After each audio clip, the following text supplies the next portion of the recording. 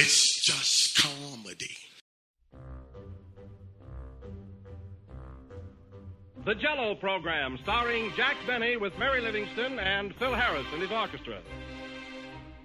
Thank you. This is Groucho Marx. Well, here I am, stepping in over my head again. With Fibber McGee and Molly. Folks, this is just as new to me as it is to you. Hello? Hello, Mr. Benny, this is Rochester. The Great Gildersleeve. Well, what an original greeting. Hello and welcome to another week of comedy, funny, haha, on Dwayne Old Time Radio.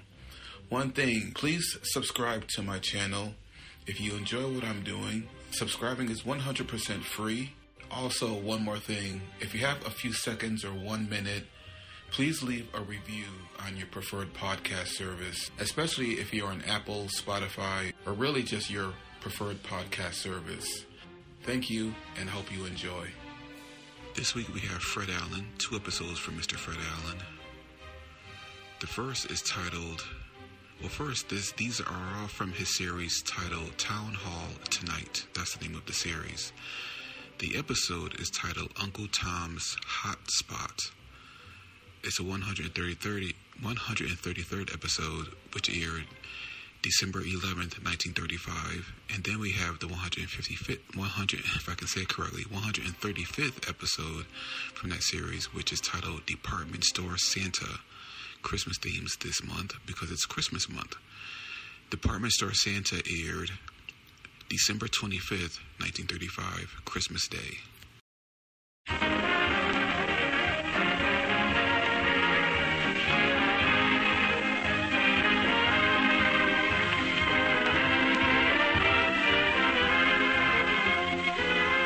An hour of smiles in Town Hall tonight, folks. 60 minutes of fun and music brought to you by Ipana Toothpaste and Sal Hepatica.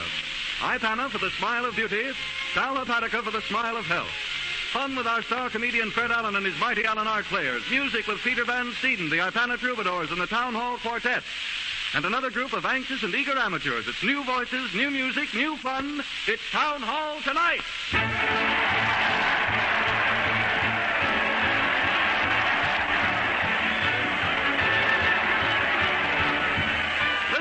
Crowd. They're cheering Fred Allen as he leads his weekly parade to the old town hall. Fred's laughing, the band's playing, the mighty Allen Art Players are doing nip-ups. Let's join the merry throng. Everybody's going.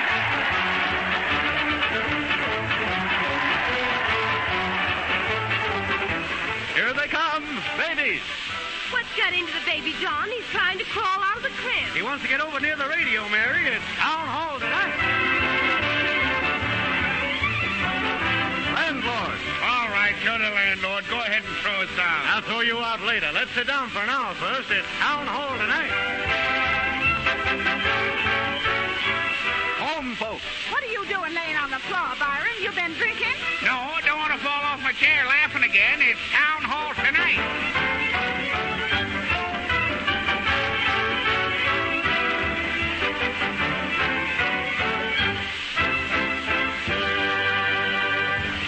In front of the old town hall, folks, and there's Fred kidding the customers as they flock inside. Let's listen. Rich man, poor man, beggar man, broker, doctor, lawyer, practical joker. You're all welcome at the town hall, folks, so go right in. If you'll kindly walk. Good evening, Miss Allen. Hello there, Mrs. Gloom.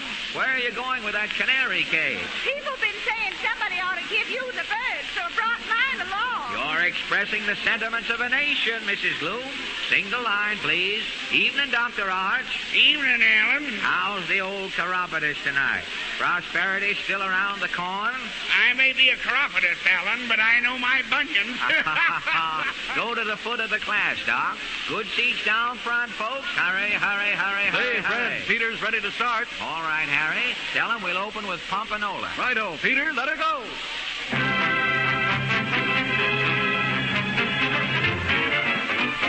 Stop everything, get in the swing. Pompanola, Pompanola, that means everybody dance.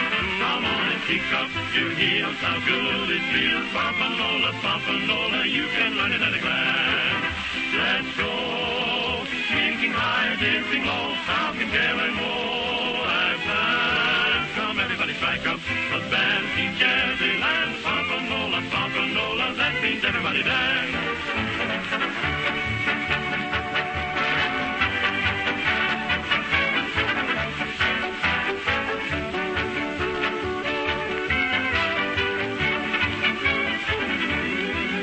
Let's go, kicking high, dancing low, how can Karen woe advance? Come everybody strike up, the band keeps jazzing and Pompanola, that means everybody dance. Presenting that Brobdingnagian behemoth of bubbling buffoonery and bantering bagatelle, Fred Allen in person.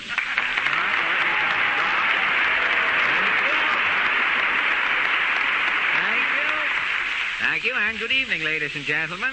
Now, before blowing your radio tubes with the dynamite we have in the offing here, I'll read you the Town Hall Bulletin for tonight. Hodge White, president of the little theater group, the Highty-Tighty Players, says that the show Uncle Tom's Cabin advertised for tonight has been called off. The Highty-Tighty Players have rehearsed the crossing the ice scene so many times, Eliza woke up this morning with chilblains.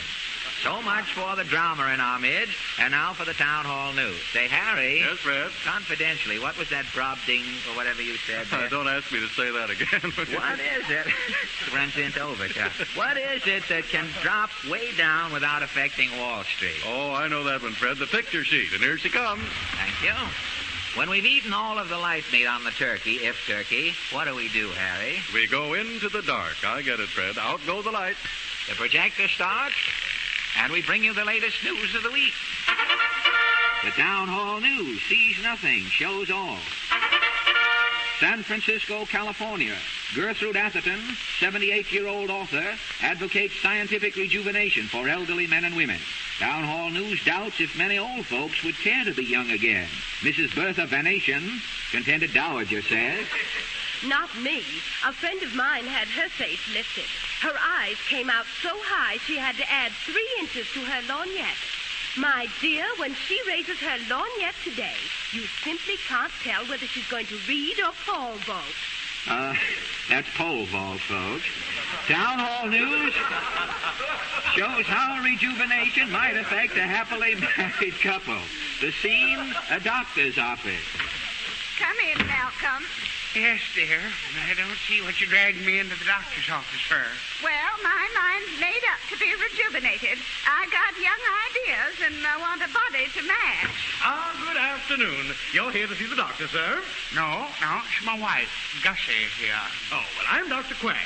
This is our golden wedding anniversary, Doc, and I'm here to get rejuvenated. Yes. Come into the office. What's this treatment you're advertising? It ain't no monkey business, is it, Doc? No. The monkey cure was never satisfactory. The patients came out too frisky. Land sakes, if I come home and find you in the chandelier, Gussie. Lord, Doc, I don't want to go around climbing around the house like Ivy. No danger. A few volts of electricity and you're a new woman. Do I stay young, Doc, or will my battery run down later? Why, your youth will last a lifetime now. Just step into the magnetic cabinet, madam. It won't take a minute. When I come out, you'll never guess I've been married 50 years. You'll look like a flapper, madam. Now, hold on. I ain't taking any chances. I'm getting in there with you, Gussie. Fine. You can be rejuvenated together. Each shock of electricity takes off 20 years. About 3 shocks will be just right. Let's get in the cabinet, Malcolm. Yes, I'll close the door. All ready in there? Let it go, Doc. Hold tight for 3 shocks.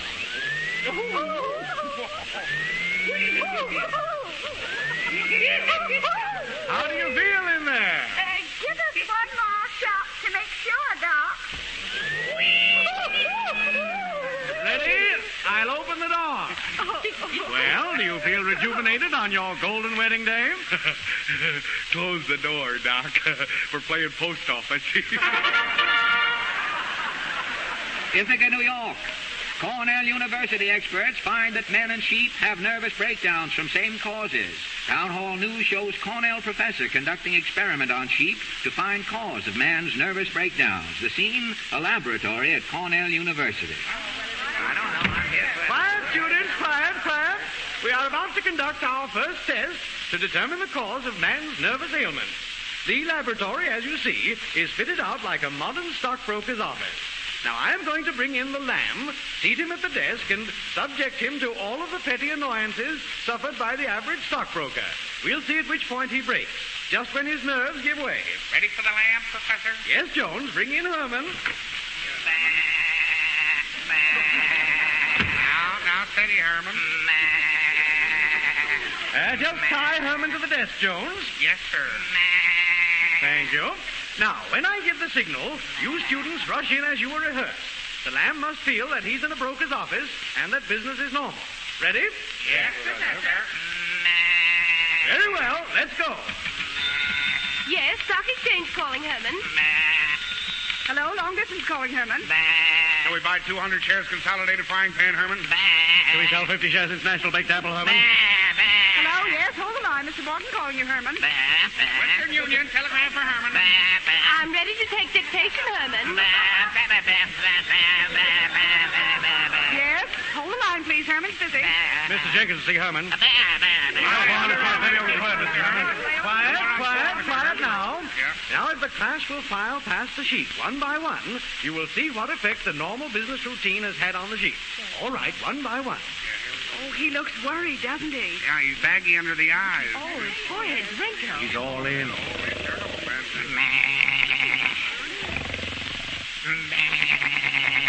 Gosh, the lamb has dozed off, Professor. Yes, so he did. Does the experiment prove anything? Yes, Jones. At a cost of only $2 million, Cornell University proves that a sheep can fall asleep counting men. Philadelphia, PA. Dr. H.R. Owens, Chief Surgeon of the Department of Public Safety, prescribes novel tests for drunken drivers. Dr. Owens says drivers who can say, quote, Susie and Sally Sampson sat in the soup, unquote, will be declared officially sober. Town Hall News asks if tests will prove successful. Mrs. Luther Shabby, housewife, says no. Saying Susie and Sally Sampson sat in the soup won't prove a thing. When my husband says he ain't been drinking, I make him blow his breath on the cat. If the cat's hair comes out, I know he's plastered. Town Hall News shows Philadelphia judge giving motorist Dr. Owens, Susie, and Sally tests. The scene, a night court. Next case, Hector Fuddle. Yeah, right here, Your Honor. Judge, old boy, right there. I'm the complainant, Judge. What are the charges, madam? Driving past a red light, driving on the wrong side of the street, and backing into my tea shop. Yeah. Well, I just had the car washed, Judge. I couldn't do a thing with it. You look intoxicated to me, Fuddle. He's as stiff as a dress shirt, Judge. I'm as sober as Shirley Temple, and I can prove it. On the good ship, a lollipop. Quiet. We'll have to give you Dr. Owens' test, Fuddle. Now, let me hear you say, Susie and Sally Sampson sat in the soup. Oh, what kind of soup? Consomme or Philadelphia pepper pot? No wisecrack, Fuddle. If you can say Sulie and Sassy soups or whatever it is, you're sober. Sammy, Sally, soups, and Sampson? No. Dr. Owens' sentence is, Soupsy and Silly Simpson sat on Susie's soup. You're getting it all balled up, Judge. It's Susie's soup sat in Sampson's alley. Now, look, I don't want to change the subject, but I can say Sister Susie's selling seashells on the seashore. Quiet, Fuddle, quiet. That might make you sober in New Jersey, but this is Philadelphia, and Dr. Owens says you've got to say what I say. Well, what did you say, Judge, old boy, old baby, old kid, old... Simpy Floozy sat in Sampson's salad. That ain't what you said the first time, Judge. What did I say the first time? It sounded like Sally and Sammy Simpson sat in Susie's soup spoon. That's not it. It was Sammy Simpson. Stop. We're not getting any place. Well, what do you want me to say, Judge? Just lean over here and say, huh. Huh? 30 days.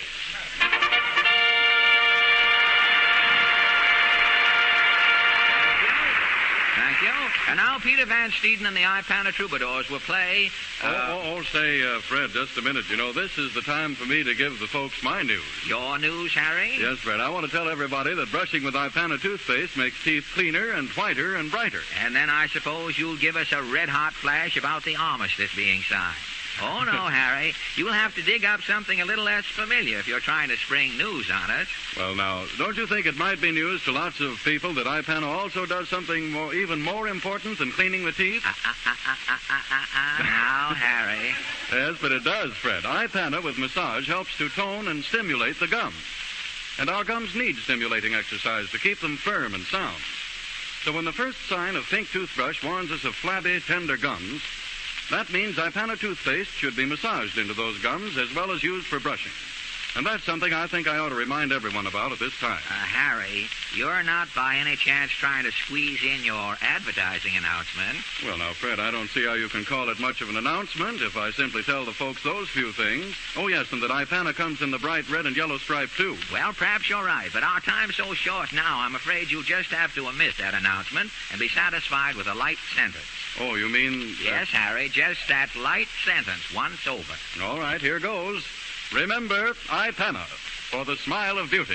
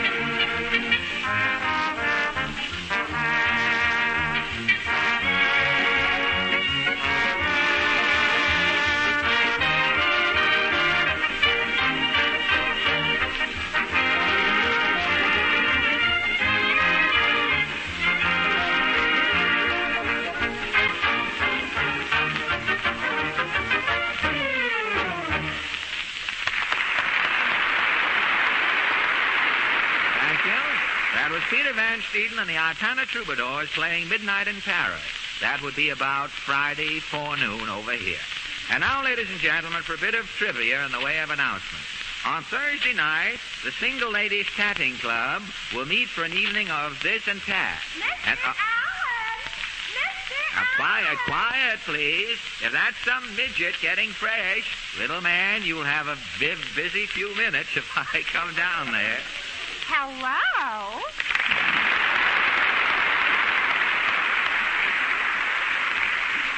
Well, sir, I pay envelope in case I get a cut in my salary.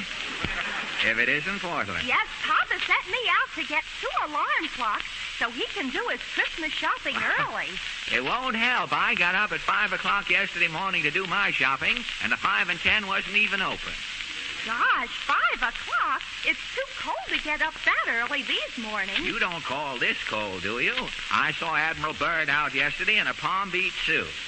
Well, the Admiral's about the only bird left who hasn't flown south. I saw a robin with his red breast only this morning. It couldn't have been a robin. It must have been a sparrow with high blood pressure. You think so? Are you an old ornithologist? When I was a boy, in the dear dead past, winters were winter. I remember one December morning, my father started to spank me in the house. Somebody opened a window, and my father's hand froze to my spine. What did you do? Nothing. My father had me on his hands all winter. It must have been embarrassing when he went to get a manicure. Oh. You don't know what cold is. I remember another night a few years back. It was so cold, all of the radio programs froze in midair. It was a pleasure.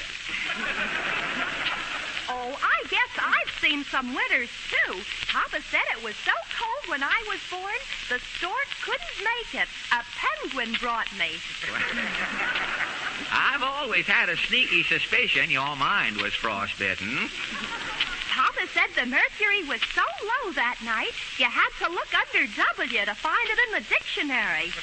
I suppose it was so cold that year the Weather Bureau slipped a hot water bottle under Sitting Bull. I don't know what started all this. I only said it was a cold day. Well, it may be cold to you, but I'm getting hot under the collar. If you think you're hot now, you just wait. Mr. Bowers! Mr. Bowers! Yes, Forty, I hear you calling me. It's a wrong number, friend, a wrong number.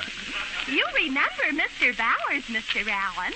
As I recall, I made quite an impression on Brother Allen the last time. Yes, you certainly did. You'll find my opinion of you on a blank page in my diary. Are you intimating that I am low tide in the social swim? Mr. Bowers is the toast of the 400, Mr. Allen. Well, take him out and drop a neg on it. And now, watch your banter, Allen. I'll twist you around till your vest buttons up the back. Why, the last man I hit on the top of the head had to unbutton his spats to get his ears out. Mr. Bowers isn't looking for trouble. Lord, no. But if I ever tangle with him, he'll think he's necking a wildcat. And if I ever start on you, you'll think you've got buzzsaws in your union suit. Gosh, this talk is tough, all right. I'm apt to catch cauliflower ears just listening. I don't claim to be a rowdy, but the original Siamese twins were two fellows I jostled.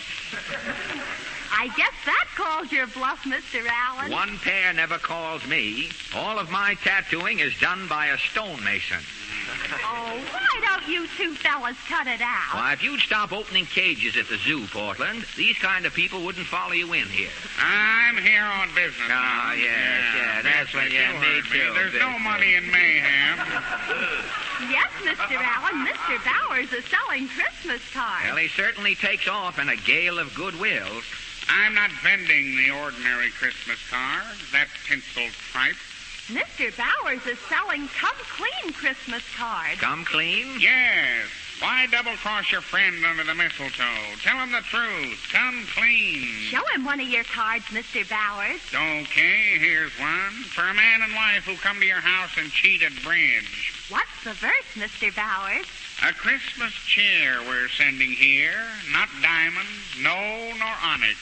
You wrecked our joint at a center point. Our cheer to you is Bronix. Well, that isn't bad. What other ones have you got, Mr. Bowers? Oh, I got them for landlords, politicians, radio comedians, all sorts of pests. You haven't anything for a tax collector, have you? Why, you betcha. Read this one, Forty. To a tax collector, you've taken from me every cent that I could get my mitt on. I'm sending you my Christmas tax, some tax for you to sit on. You've got something there, Bowers. It isn't my watch by any chance, is it? Don't you want to buy some cards, Mr. Allen? I'll compose a special card for you, Allen. No, you won't. I've got one for you already. Oh, good. What is it? Get this. Greetings from the Army, Bowers. Greetings from the Navy. When you unwrap your Christmas tree, I hope it's poison ivy. That's done it. I'm going home and compose a rebuttal. Come on, Forty. Okay, goodbye, Portland. Tally-ho!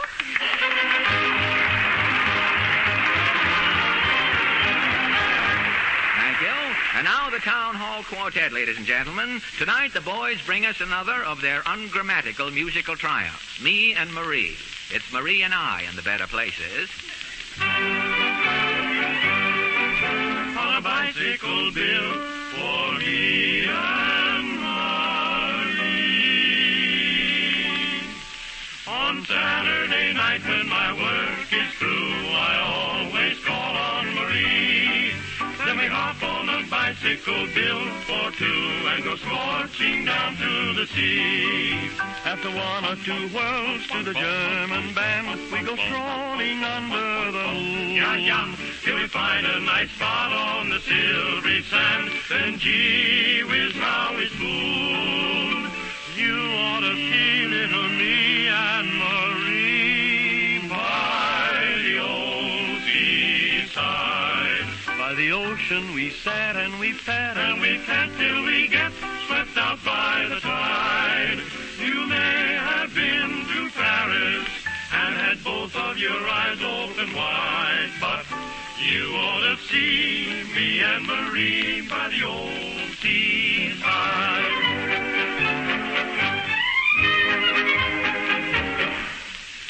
If you want to see a thing of beauty, you should see me spooning with my little cutie by the old seaside. Oh, and once we get the proper setting, we begin a petting, never want to pet until we end up getting such an awful wet and bottom the tide. First we talk about that a little bit, then we walk about and hug and kiss a bit, till we finally find a spot where we can hide. Then until the crowing of the chickens, the crowing of the chickens, the crowing of the chickens, the crowing of the chickens, the crowing All of the right, chickens. boys, if you can't lay that egg, get off the nest. Then until the crowing of the chickens, me and my Marie start to raise the chickens by the old seaside.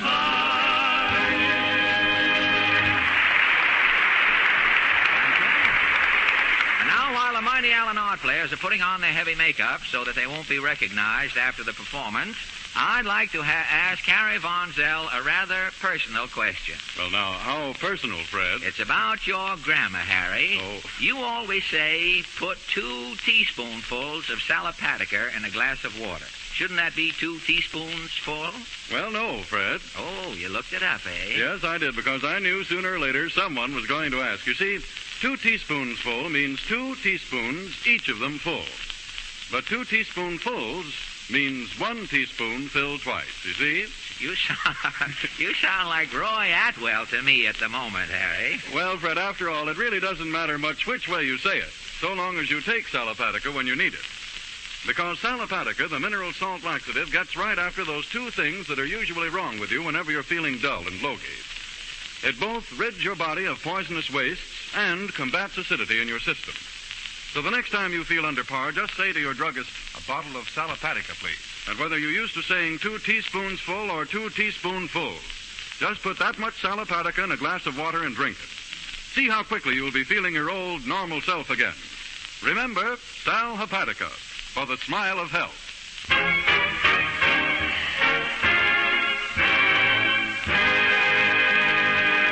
And now, ladies and gentlemen, we've come to the Mighty Allen Art players, those side-splitting comedians who keep their audiences rolling in the aisles, trying to get out of the theater.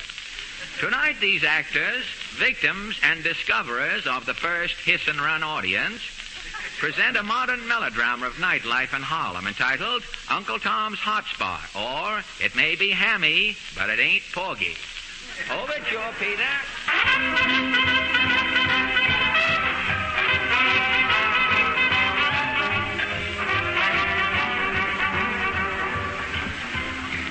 Way down upon the swore, Harlem Swanee, got the rivers. Uncle Tom! Uncle Tom! Just a minute, Liza. It's coming. I can't mess that one up. Come in, Chitlin. The old Uncle Tom's mighty glad to see you. Yes, Uncle Tom. Looks like it's going to be a quiet evening in your nightclub. Sure is, Liza. The nightclub ain't done a lick of business here lately, and I don't know why, neither. With you all as my floor show, Liza, we ought to be jammed to the mortgage. Yes, Uncle Tom. But maybe folks in Harlem don't like my old-fashioned dancing. Uncle Tom's hot spot ain't putting on none of that karaoke and cheek-to-jowl stuff. You open the door now, see if the orchestra has a roll. Yes, Uncle Tom. Oh, he's here. He's just a-tuning up. Well, I expect you better get into your cakewalk garb or costume. Open the door, Liza, honey lamb. See who's all yonder. Evening, Sister Liza. Who you? What y'all want? We're trying to make important conversation with Uncle Tom. With me, old Uncle Tom, here, personal? Yes, with you personal. Exactly. But first, us better introduce ourselves. Tell him who us is, Sam. Yes, sir. I is Truckin' Sam from Birmingham. Yeah, man. Likewise, Mr. Truckin' Sam. Likewise. And I is Snake Lips Legree. You ain't that gangster what just got out of the jail, that big raconteur. It was looking on me in the flesh, brother. What's And left I of got the business we is going to transact, you and me. I ain't got no business with none of your trash, snake lips. I was operating respectable hotspot here, where a man can bring his wife and cuties. Listen, yeah, you is got a floor show, ain't you? I have. Your floor show do dancing, don't it? She do. Folks has come from miles around to see this dancing. They don't. Well, that's where we comes in. We learns your floor show the right kind of dancing. Then you packs them in, and we get 50%. I don't need anybody to show me no dance. That's right. Liza know all the dancing she gotta know. She don't know this one. Swing it, Sam. Yes, sir. Watch this. Oh, dee doo dee da doo dee dee doo doo doo dee zaz doo zaz doo zaz. Everybody's trucking. Whoa. Yeah, what's that? That's trucking. I knows, but what is it? Can't you see that's trucking?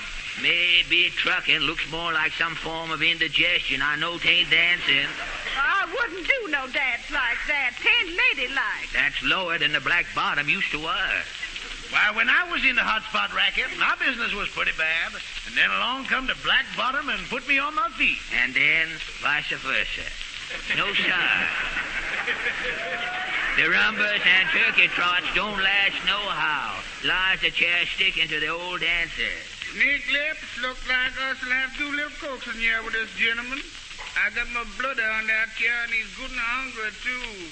Is you there, Sassafras? Oh, stop. Please don't make no dog meat out of poor Uncle Tom. We gives him his choice. Either your Uncle Tom snaps up my trucking dams, or my bloodhound snaps up your Uncle Tom. Boys, you're gazing on a man what makes quick decisions. And what has you decision? I has decision to talk it over with Liza. Well, we'll be waiting outside the door. Hey, down, Sassafras. Oh, Uncle Tom, what we gwine do? I just won't do that trucking dance. Y'all don't have to do no trucking, Chitlin. Now, quick, you go out this back door and run away. You get out of Harlem. I'll run across Lenox Avenue. No, you don't cross Lenox Avenue, Liza. You get killed. Traffic's too heavy. But it is the only way. Goodbye, Uncle Tom. Hurry now. Run, Liza. Well, is you ready? No, not yet. Can't wait. Come on in, Sassafras. Where is you, that Liza girl?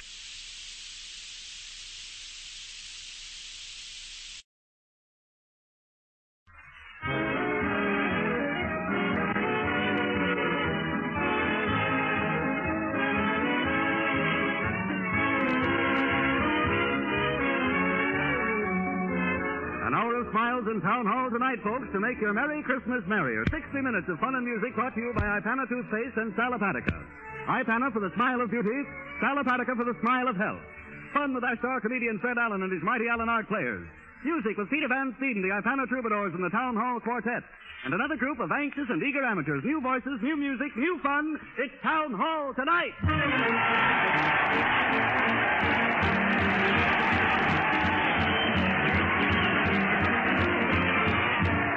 Listen to that crowd cheering Fred Allen as he heads his weekly parade to the old town hall. Making the band are carrying the Christmas tree, and the mighty Allen Art players are disguised as reindeer. Let's join the merry throng. Everybody's going.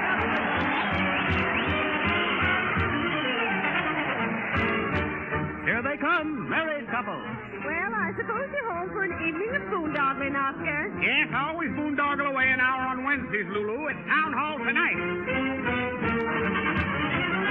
Hunters. Where's your gun, Pa? You said we was going hunting. I meant hunting on the radio dial, son. It's Town Hall tonight.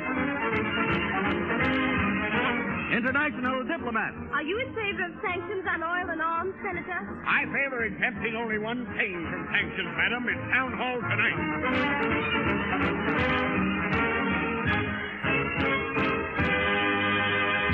Well, there's the old town hall across the way, folks, and there's Fred joking with the crowd. Listen. Hi-ho, the dairy-o, the farmer's in the well. But everybody else is at the town hall tonight, folks. So take off your rubbers and go right in, if you'll kindly walk. Mr. Allen? Hello there, Luther. Going in to enjoy the show? No, I'm going in to get my gum. I left it on my seat last week. You won't find it, son. I took it home on the seat of my trousers after the show. Here's a fresh stick for you. Thanks, Mr. Allen. That's right in, folks. Good evening, Mrs. Doe. Good evening, Miss Allen. You like my new fur coat? Oh, it's a lollapalooza, Mrs. Doe. What sort of fur is it? Well, it must be hyena. I always hear her laughing when I got it on. Go right in, Mrs. Doe. He who laughs last wears a flannel nightgown to bed. Hurry, hurry, hurry, We're all set for the folks. opening, Fred. Okay, Harry. We're starting the show with Don't Give Up the Ship. Okay, let her go, Peter.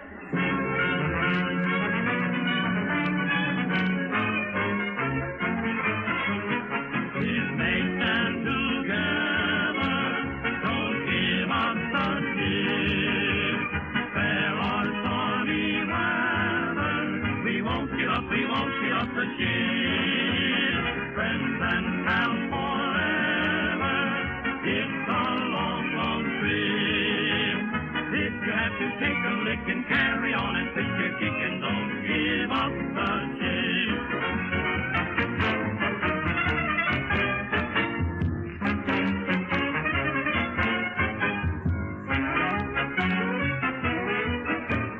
Friends and pals forever. It's a long, long trip. If you have to take a lick and carry on and pitch your kick and don't give up the ship. Presenting that macrological mammoth of magnificent merriment and mad mumbo jumbo, Fred Allen in person. Thank you. Thank you. And good evening, ladies and gentlemen. Now, before letting the air out of the spare tire of fun we've blown up for you this evening, I'll read you the Town Hall Bulletin for tonight. Hodge White, manager at the GAR Hall, announces that he's showing a special holiday feature picture, The Tale of Two Cities, Wednesday and Thursday night. Now, Hodge says the hall's pretty small for such a big picture, so on Wednesday night, he'll show the tale of one city, and the tale of the other city will be shown on Thursday evening. So much for Dickens in our community, and now for the Town Hall News. Say, Harry. Yes, Fred? When ghosts go to bed, what's the last thing they do? Oh, I know. They drop their sheets, Fred. I get it. I'll drop your picture sheet. Thank you. When the 6 months of night are over, what does the Eskimo do, Harry? He turns out the light. Really? Here they go. The projector starts, and we bring you the latest news of the week. The Town Hall News sees nothing, shows all. Boston, Massachusetts. Postmaster Peter F. Tague sets precedent and authorizes employment of 150 women to help speed Christmas mail.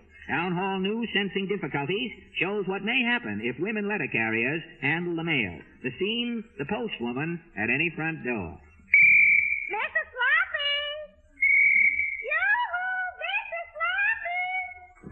Yes, who is it? The postwoman, Mrs. Sloppy. Oh, I'll be right down. Pack up your letters in your own mail bag and hide it tight. What is it, mail girl? A letter? No, it's a postcard. Guess who it's from? The Book of the Month Club? No. My cousin in New Rochelle. No, but you're warmer. I give up. Who said it? Your Aunt Minnie in Akron. Here. Oh, dear Aunt Minnie. Yes. She's been having an awful time of it, according to the card. Her oldest boy's got mumps again. Her husband's varicose veins are back. And her mother's down with rickets. Anything else? No, but I do wish your aunt would write plainer. I've had an awful time reading your mail lately. Oh, I'll tell her. Lord, I've got so many postcards today I couldn't read them all. Had to scan most of them. Anything startling in the neighborhood? Startling? Why, my bag's so full of dirt, I feel like a vacuum cleaner. Who are these other cards for? Mind if I look? Oh, no. This one's for Mrs. Levy from the finance company.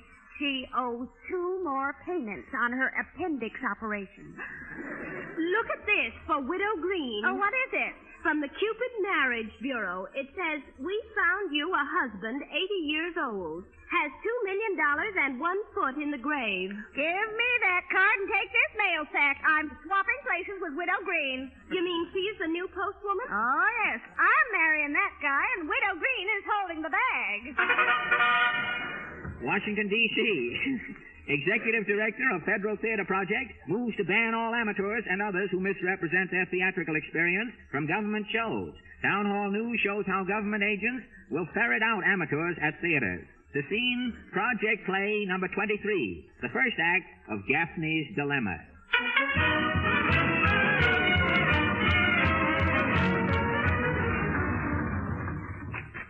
There's a gentleman without, madam. Without what, Meadows? Without much time, madam. Then rush him in, Meadows. Very well, madam. Right this way, sir. Thank you, Meadows. Gaffney Davenport. Gwendolyn Scrovney. Oh, but you mustn't kiss me, Gaffney. I'm married now. Married, Gwen? You promised to wait for me. Little did I know when you went away as a chorus boy at Blossom Time that the show would run 20 years. Yes, I've worked my way up, Gwen. Chorus boy, juvenile, leading man. Until now, I'm the company manager. My Prince Charming. Blossom Time plays Schenectady tonight. I've stolen the receipts. Come, fly with me. We'll elope. That sounds good. My husband. Yes, Fanfare T. Pluto, your husband. And if this guy's waiting for a streetcar, tell him to get in the closet. But I love Gwendolyn, Mr. Pluto. Yes, Fanfare. Gaffney and I were childhood sweethearts. I may be only a wealthy pawnbroker, but I'm still your husband. Let me buy Gwendolyn's freedom. Will you sell my love, Fanfare? I'm a pawnbroker. I'll sell anything. Then here, I've stolen the Blossom Time receipts at Schenectady tonight. Take this money. This money. What's money? Well, that's funny. I stole the money. I must have forgotten to bring it with me. Hey, wait a minute. Stop the show. I thought so, Davenport. You're no actor. Who are you? McGee from the Home Office. Federal Theater Projects. You're listed here as an actor. Well, Oh, I thought he was acting very well, Mr. McGee. Yeah, but no actor would forget money, even in a play. Come clean, Gaffney. There's only one business where a man is trained to forget. You're right, McGee. I'm a plumber. I thought so. You're in the wrong project, Gaffney. Boulder Dam is 2 blocks over.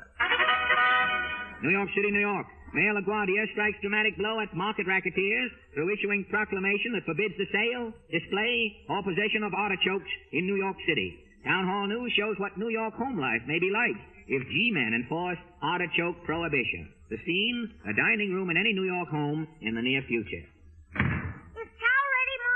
Yes, sit in, Roscoe. Soon as your pa's washed, we'll eat. What's for dinner, Ma? Shh, Roscoe, it's a secret. Oh, I know. It's artichoke. Land sakes, don't mention that word so loud. You want us all arrested? Dinner ready, May? Yes, sit in, Herman. Did you cook the you-know-what? Yes, I've got it hidden. Pig knuckles and sauerkraut. Where's the artichoke? Quiet, Roscoe. Artichokes are against the law in New York.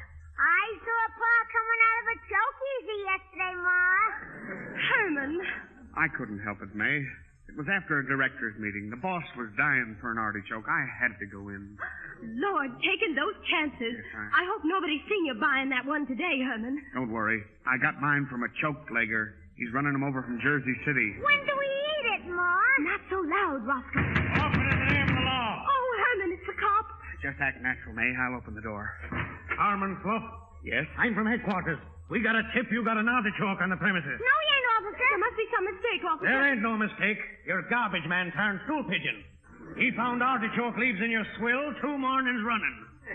There's no artichoke here, officer. What's this on the table? Pig knuckles and sauerkraut. And what's this melted butter doing here? Well, and what's under this sauerkraut? Let me see. Oh, what is it, Ma? I thought so. An artichoke. You'll get life for this. North Pole, Flash. Rescue by plane, dog sled, and carrier penguin. Town Hall News brings you the first pictures of Santa Claus leaving the pole last night.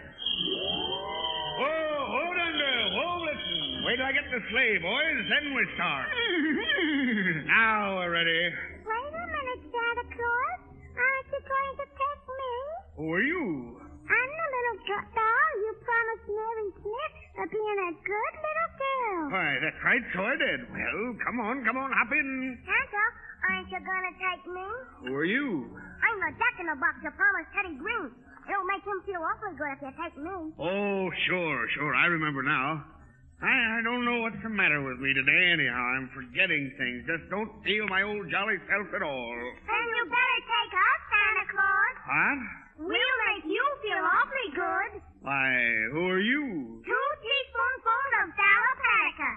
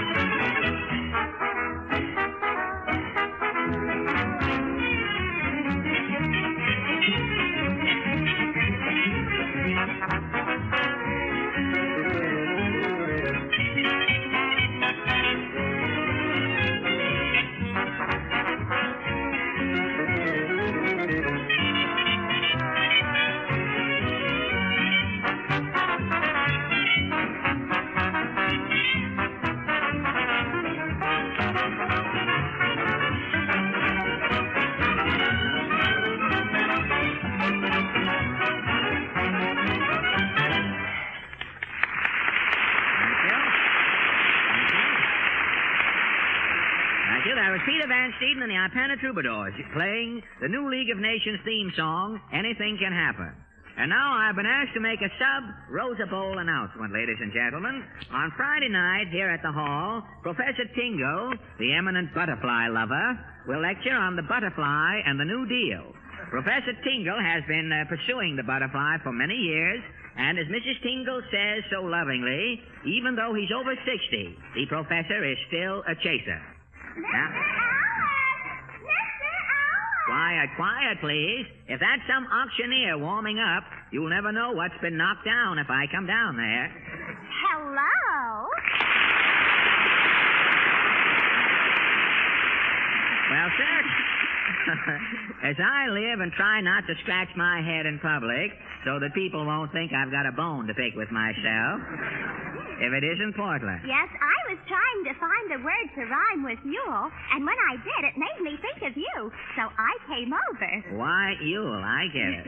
A Yule there was, eh? Why are you limping? Has gout set in after your Christmas dinner? No, my foot hurts. I got dressed in a hurry this morning. I think one of my presents is still in my stocking. You? Well, there's nothing in your hat. That ought to sort of even things up. Oh, you're always trying to belittle me mentally. It's like Shakespeare said, much ado about nothing. There's a show in New York that fits your mentality much better. It's called Dead End. You'll be surprised if I grow up to be a school teacher someday. Yes, I will. You have to pass an examination to teach school.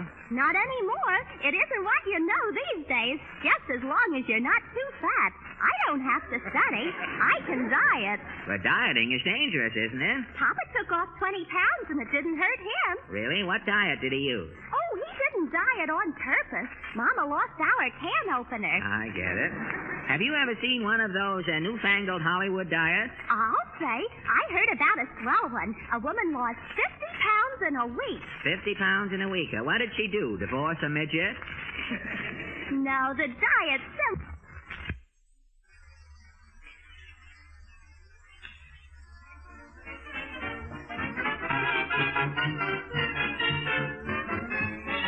In your walk, a little bit independent in your talk. There's nothing like feeling Paris on New York. You're awfully easy on the eye. A little bit independent when we dance. A little bit independent towards romance. A little sophistication in your glance. And yet you're easy on the eye. Whenever I'm with you alone, you weave a magic spell. And though it's feeling is low, I only know that you're swell. A little bit independent with your smile. A little bit independent in your style. But how can I help but love you all the while? When you're so easy on the eye. We're back in Town Hall, folks, and that was A Little Bit Independent, played by Peter Van Steeden and the Ipana Troubadours and sung by the Town Hall Quartet. Now here comes Fred, followed out on the stage by his gang of anxious amateurs ready to compete in tonight's amateur contest. Let's give them a real town hall reception.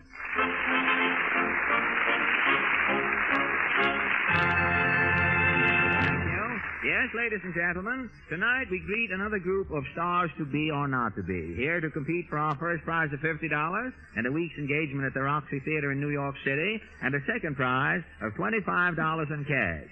The winners will be chosen by you folks here in the town hall. Your applause will be recorded on the Johns Manville Applause Meter here on the stage, and the three acts receiving the highest ratings will be called back later so that you can give the matter serious thought and select your final winners. Now, first tonight, we are happy to welcome Mr. Harry Von Zell.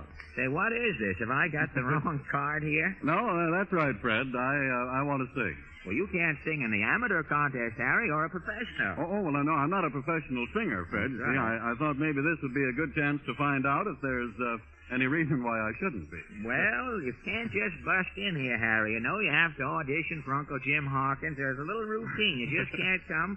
But if the audience will stand for it, I don't know why I should stop you. But wait a minute, Harry. Suppose you win one of the prizes. Oh, well, if I win a prize, I won't take it, Fred. I don't want a prize. I just want to sing. Well, when you've got to sing, you've got to sing, haven't you? Yes, Well, what's your number? The Cowboy's Lament.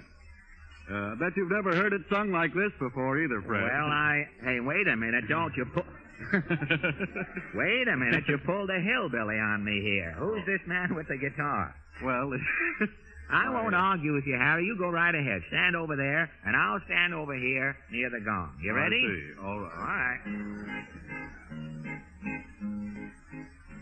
As I walked out on the streets of Laredo, as I walked out in Laredo one day, I spied a poor cowboy wrapped up in white linen, wrapped up in white linen and steak. But when I accused him of using 6 aces, 'twas then I made one of life's biggest mistakes. Kowitsky jumped up and yelled, "Smile when you say that, no half-sickly grin now, but smile ear to ear." I did, but my teeth were so stained and discolored, my smile was so dull that it looked like a sneer. Kowitsky sneered back, then he drew his revolver. A 44 slug tore its way through the night. Too late I remembered, if I'd used Ipana, my teeth would have been clean and my smile would have been bright. So beat the drum slowly and play the fife lowly, and over my grave put these words on a wreath. Don't be like the cowboy, but just use Ipana. If used with massage, you'll have sound gums and teeth. How do you like that? Thank you. Thank you, Harry. Thank you very much. I just want to tell you, if you're going to start to sing on this program, I'm going to have Mr. Crosley put a new basement on the rating. Because I'll sing here next week, and then the trouble will start. And now, ladies and gentlemen, we'll have to get Jimmy Milton here some night to square that solo, I'm afraid. And now it is my pleasure, ladies and gentlemen, to have you meet the 4 knights, starting our regular part of the program, the 4 knights of melody from Harlem. Is that right, boys? That's right, Sal. Are you the manager? They call me the manager. Oh, who does? The boy. Oh, well, as long as it's established in the quartet, none of us will dispute it. My name is Alan, and I'm very happy to meet you. Pleased to meet you, Mr. Allen. What's your name? My name's Clyde. Clyde? Very glad to know you, Clyde. You're the manager of the quartet? That's right, Sal. All the boys New York boys? Well, one's a New York boy. One and the other 3 from out of town, huh? Well, down Dixie way. Oh, down Dixie way. Well, the singing should be good then. And as a matter of fact, after a certain song that was sung here tonight, almost any singing, I imagine. I often wondered how quartets got together. I know it's simple to get a 4th for bridge, but there you are, one fella wanting to get 3 for a quartet. How do you go about that? You always manage to get 2. Always get 2, then you have a trio. Then you have then you have a duet. A duet, that's right. Then you have to hustle around and get the 3rd one. The 3rd one. You'll keep 2, and maybe sometimes the 4th one, but very seldom. The very seldom. You're always sure to die with a trio on your hands, in other words. What are you going to sing, boys? We like to sing Kentucky Babe. Kentucky Babe, thank you very much. Go ahead. Sweet as I'm humming on the honeysuckle vine. Kentucky Babe. Sandman, I'm a-coming to this little coon of mine. Kentucky Babe. Silver moon and shining in the heaven up above. All the Lincoln pining for his little lady love. You is mighty lucky. Babe of old Kentucky, close your eyes and see.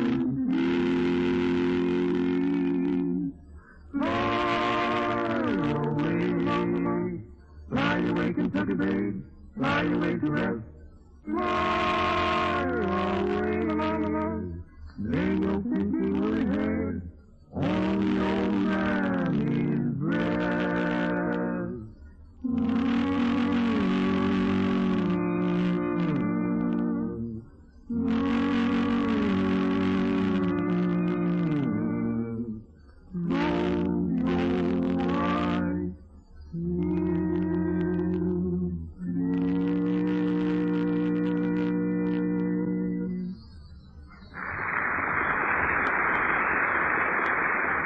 Thank you very much. Those are the 4 Knights of Melody, ladies and gentlemen, singing Kentucky Babe. And now it is my pleasure. Would you rather stand on this side or the other side? Imitator, huh? You can't, there are only 2 sides to a microphone. You see, you have to just settle the argument right away. It is my pleasure, ladies and gentlemen, to have you meet a young man whose voice you have heard in the offing here just a second ago, but whose name you haven't caught up with as yet. Frank Small of New York City. Is that right? I'm from Massachusetts. Oh, are you really? From Yes, sir. Massachusetts? Yes, sir. I live in Massachusetts. A part of the time in Boston. Where do you live? Worcester. In Worcester, Massachusetts, do Yes, you? sir. Well, that's fine. That's a very fine city. I've been there many times. Worcester, incidentally, is the home of a number of famous people. I mean, pending the time, until the time arrives when you get famous, Frank. Eli Whitney, let me see, Edward Everett Hale. They were both born in Worcester, weren't they? Can you check on that, or am I just, Here we are. Well, and Clara Burton was also born in Worcester. Did you ever hear of Clara Burton? No, sir. Clara Burton founded the Red Cross, I believe, around the Civil War time. She also was born in or near Worcester. You never heard of her, huh? No, sir. Well, did you ever hear of Fanny Farmer? You never heard of Fanny Farmer? No, sir. The lady from also lived up Boston way who wrote the cookbook, a famous authority on cooking years ago. Everyone knows Fanny Farmer, and very few people know Clara Burton. So the moral is, if you want to go down in history, don't start another Red Cross. Just get down and write another cookbook, and you'll be famous for years to come. And what are you going to play on your accordion? Can I say something to my mother? Why, certainly. Is your mother live? Merry Christmas and a Happy New Year. That's to Mrs. Small. Where does she live? In Worcester. In Worcester? I know, but you just can't live all over Worcester. On Washington Street. Oh, on Washington Street. That was to Mrs. Small. A Merry Christmas from your boy, Frank, and from me, too, Mrs. Small. I worked amateur nights in Worcester years ago. You know the old pole eyes up on Elm Street? Yes, up the hill? Yes. Wintertime, it was slippery Elm Street, trying to get up there. Well, you go right ahead. What are you going to play, Frank? I'm going to imitate the street singers. That's all I'm going to do. You're going to imitate the street singer. Thank you.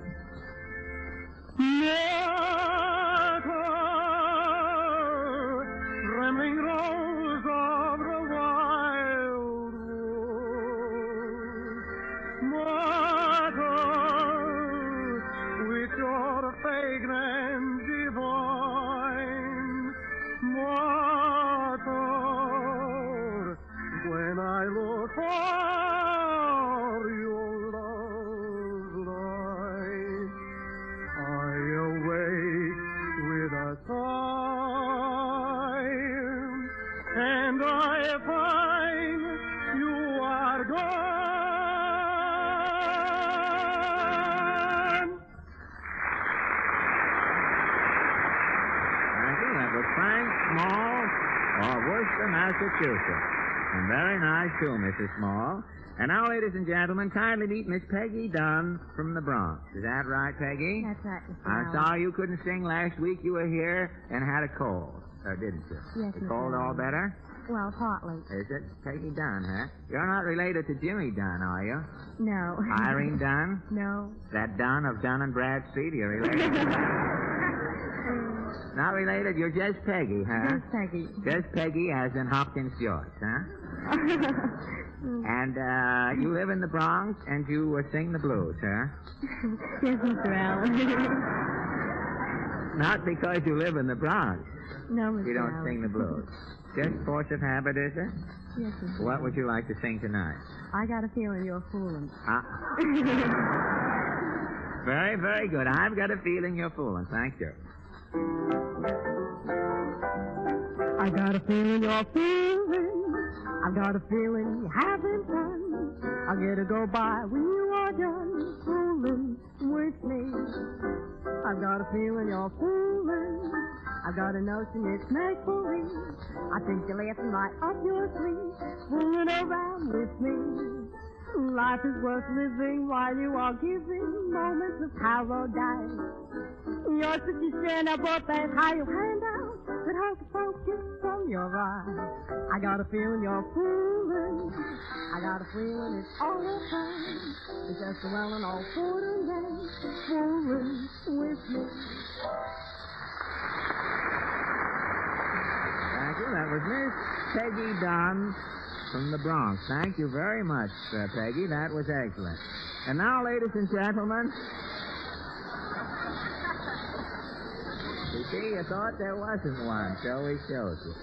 And now, ladies and gentlemen, it's my pleasure to have you meet Mr. Ambrose Smith from New York City. Mr. Smith has arrived at the microphone here, clad in a typical Orthodox Santa Claus outfit. Yes, sir, right from O'Sullivan rubber heel right up to the whiskers. Those aren't your street clothes, are they, Mr. Smith? And that is the Santa Claus outfit. Oh, yes. Mr. Smith, ladies and gentlemen, is a professional Santa Claus. Right. Am I right? Right you are, yes. I guess that doesn't bar you from competing in an amateur contest as long as you don't do any professional clausing around here. Professional clausing around here. Professional clausing around. Have you been working in one of the department stores this winter? Yes, sir. You're all kind of... Yes, sir. You're all kind of... I figure I'm taking your shave about 12 o'clock tonight. About getting rid of that that undergrowth there. Yes. I often wondered what became of Santa Clauses in the summertime. So, what do Santa Clauses do? What, for instance, now, you can't go around clausing until next Christmas. Have you got a sideline or anything? I'm a plumber. Oh, you are?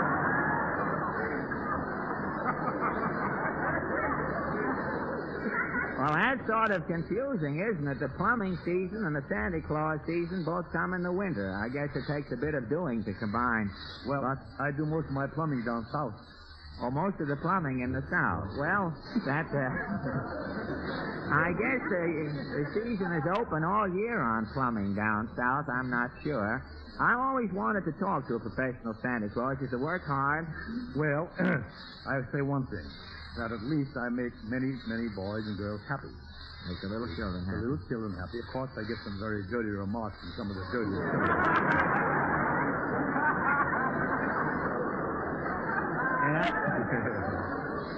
You mean if you promise a boy an automobile or something this year and he winds up with a pop gun in his stocking, that the next year he lays for you, huh? Well, I should think the thing would be to keep away. You don't go back to the same department store the next year. Oh, no, but they don't know the difference. As many a Santa Claus got hurt through that same thing as you spoke about. Oh, I see. Hit with the tomatoes in a can. Well, it wouldn't show a tomato on a Santa Claus outfit, after all. And you also play the saxophone, Mr. Smith, in your spare time? We have a club. I belong to a club. Oh, Santa Claus Club? Santa Claus Club. You do, huh? Next year we're going to have a union. You're going to have a Santa Claus? A fine thing. You can look out on your roof next year, and a union Santa Claus will be picketing your chimney. That's the end of the whole thing.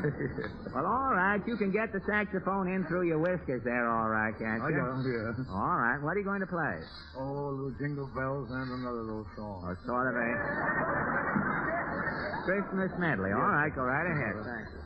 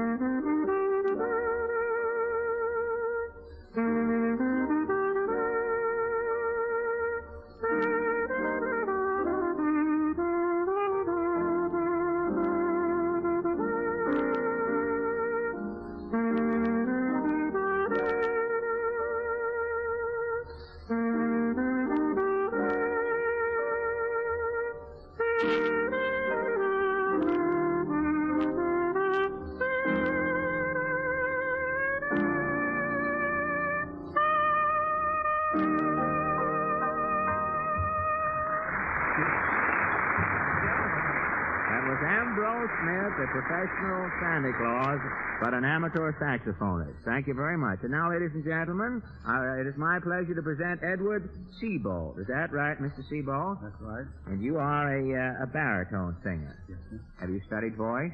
Yes, I have. You have, huh? And what would you like to sing tonight? Well, I'd like to sing Tell Me That You Love Me. Tell Me That You Love Me. All right. Thank you very much. Tell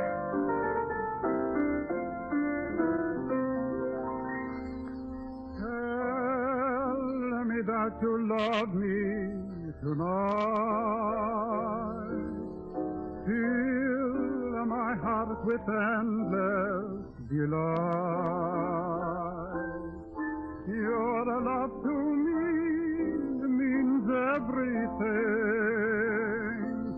The happiness only you can bring. Night would be forever ideal if I could be sure this is real. While in my arms I hold you tight. Tell me that you love me tonight.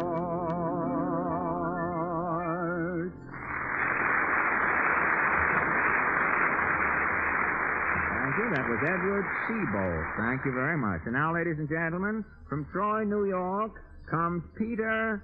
How do you pronounce your name, Peter? Mesrobian.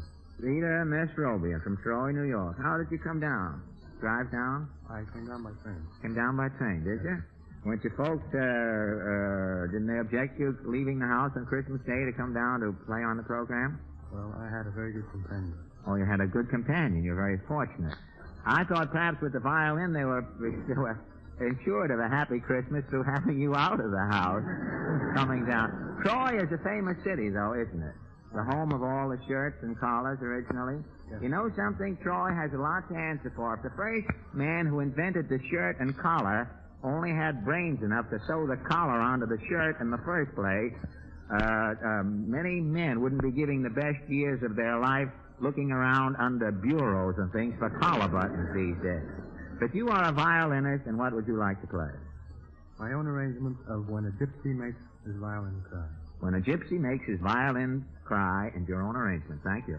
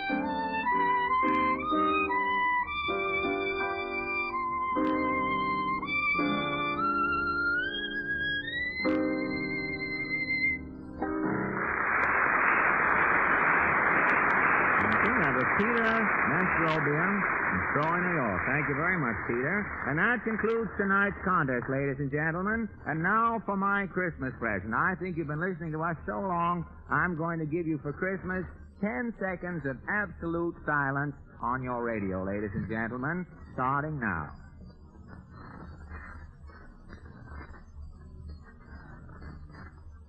you very much. The 10 seconds of silence comes with a Merry Christmas from Fred Allen, and thank you very much. And now, while the returns here from the applause machine, Harry. You got the right here, Fred. Oh, thank you very much. My left. Oh, thank you very much. My left. Oh, thank you very much. My left. Oh, thank you very much. My left hand doesn't know what's going on in my right hand here. Ladies and gentlemen, the applause meter divulges that your applause has been heaviest for the following acts: Frank Small, the Knights of Harmony, and Peter Mesrobian. Now, I'm going to ask Harry to hold his favorite hitchhiking thumb over the heads of these boys and girls, and as I call the names, you may applaud once again to your winners. Are you ready, Harry? All ready, Fred. Now, first is the boy who played the accordion, who came from Worcester, Massachusetts, and played his accordion so well, Frank Small.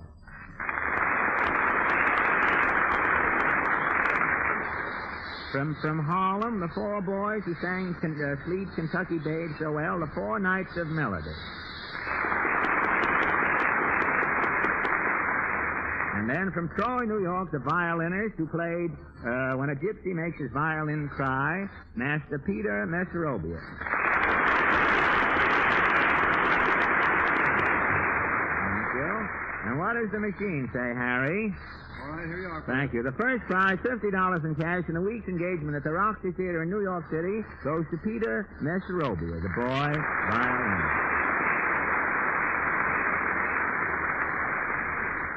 The second prize, $25 in cash, goes to Frank Small, the accordion player from Worcester, Massachusetts. I'm sorry that everyone couldn't win, but better luck next time, and thank you all for coming.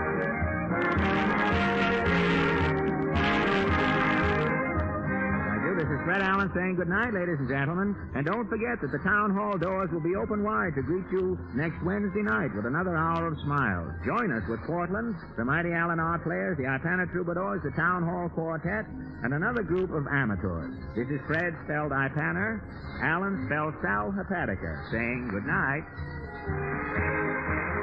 A selection Anything Can Happen performed on this program is from The Scandal. This is the National Broadcasting Company.